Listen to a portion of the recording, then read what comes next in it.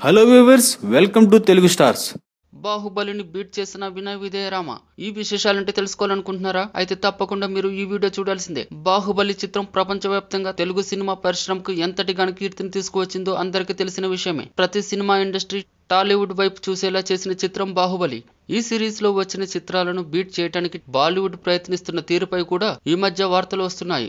అమితాబ్, అమీర్ కలిసి నటించిన thugs of Hindustan చిత్రం బాహుబలి 2 చిత్రాన్ని అలవోకగా రీచ్ అవుతుందని అంతా భావించారు. కానీ అది బాక్స్ ఆఫీస్ వద్ద దారుణంగా చతికిలబడింది. అయితే తాజాగా విడుదలైన తెలుగు చిత్రం వినయ విధేయరామ బాహుబలి 2ను బీట్ చేసిందంటూ వార్తలొచ్చాయి. అయితే అది ఓవరాల్ గా కాదు, కేవలం సీడెడ్ ఏరియా వరకు మాత్రమే.